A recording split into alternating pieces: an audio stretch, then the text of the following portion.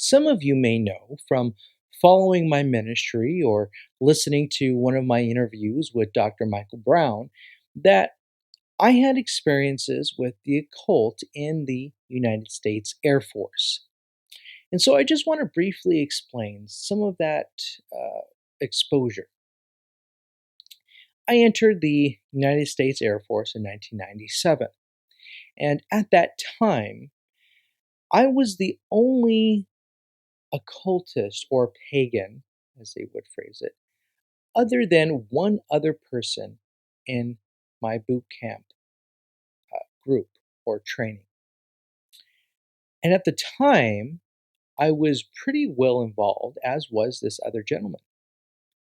However, it wasn't formally recognized as a religion, so to speak, or any type of accommodation was not given to us other than allowing us to not have to do our basic training exercises on the weekend, much like Christians who would go to church on Sundays, or Catholics, or Jews who would go to synagogue on Saturday. We were allowed to go to this, essentially, it was a room. It was a conference, not, I wouldn't even say it was a conference room. It was just basically a study room. And at the time, it was only available to Wiccans. And the other gentleman and I kind of thought, well, this is very constrictive to our beliefs as occultists or pagans. And looking back on it, it really wasn't. But at the time, it was like, in our minds, we're not really Wiccans. In our minds, it was almost offensive to say, well, why would we have to attend a Wiccan service or be allowed only to be excused from our training to attend a Wiccan observance on Saturdays? Nonetheless, it was as close as we could get to some type of pagan or occult experience or service, so to speak. And so we would go, and essentially what we got out of it was being able to just sit and meditate, basically be able to trance out and leave our minds or whatever it was to express ourselves.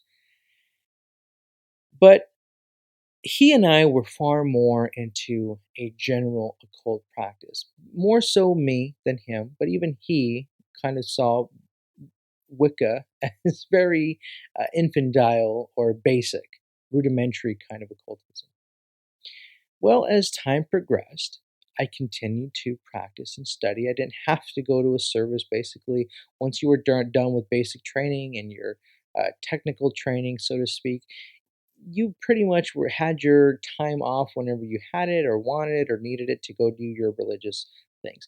I continued to study. My mentor at the time, and I won't get too far into that. But my point is just that as time progressed, I started to see more and more occultists in the Air Force. On base, there were other pagans that I came in contact with, and we started to have a dialogue.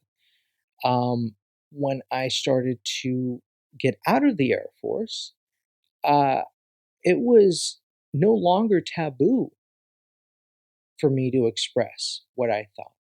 People were far more embracing and just inclusive to that. Interestingly, that was very parallel to homosexuality.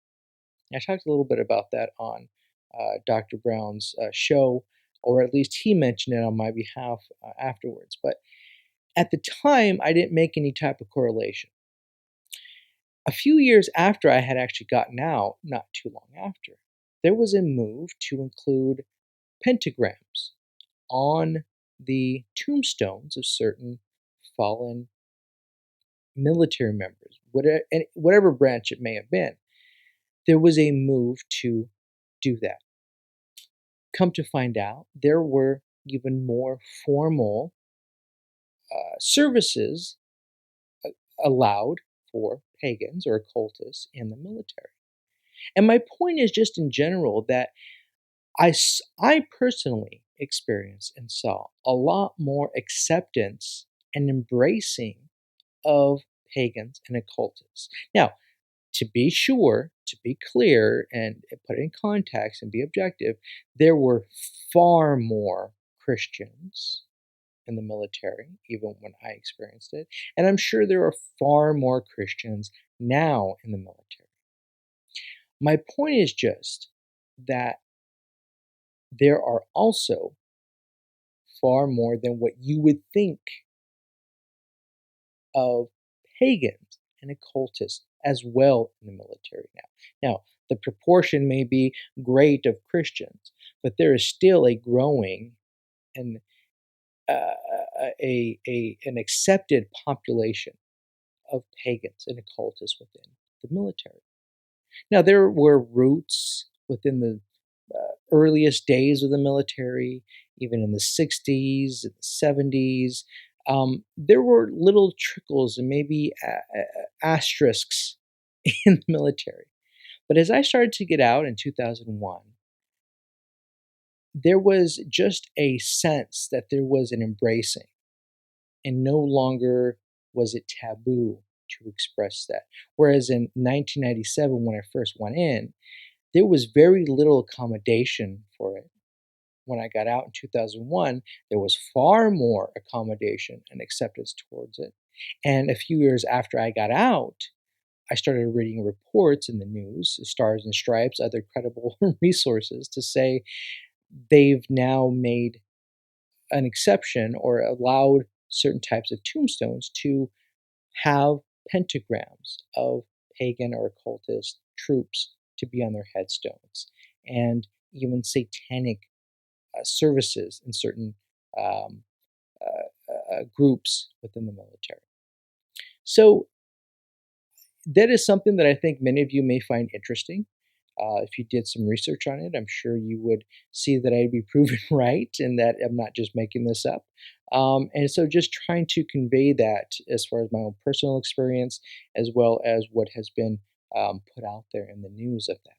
Now, I think that is important so that we can pray for those who are in the military. Because as a whole, as a group, as a veteran myself, whatever your ethnic, religious background is, there is still a mission that the military fulfills. Now, unfortunately, because of what I saw and what has been put out there, they've now embraced that. But I think all the more reason we should continue to pray for their well being. Thank whoever it is stepping up into those roles to do that. But even more than that, that they individually would find the Lord and have some type of deliverance from that. It took me many years after that, after my time in service, to come to the Lord. And I don't know that I would have survived if there wasn't prayer for me. My personal testimony, if you've looked at it, I should have died while I was in the military. Very, very tragic car accident, hospitalized, having still a scar in my head. I won't get into that. But I think if I didn't have people praying for me, the Lord may not have, well, I shouldn't say, I don't want to say that the Lord would or would not have done something. That was his prerogative and his providence to do that. But I think he does listen to the prayers of those who care about individuals, whether we know them personally or not. If our prayer is directed, we are being obedient to the Lord, in that we try to seek their deliverance. Because no in no way can we change God's mind, so to speak, but we can definitely be obedient to his command and his desire for us to love one another and to pray for their deliverance, that they would find him and turn from their darkness, turn from their sin, turn from their rebellion against him, to to submit themselves and repent of their sins and repent of their darkness and rebellion against him.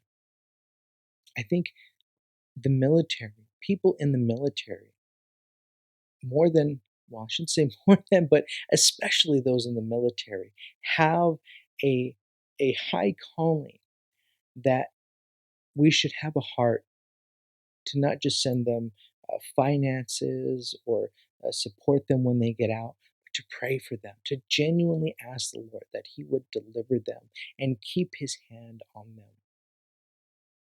So, for those of you who don't know, that was my experience. That's what's going on currently in the military.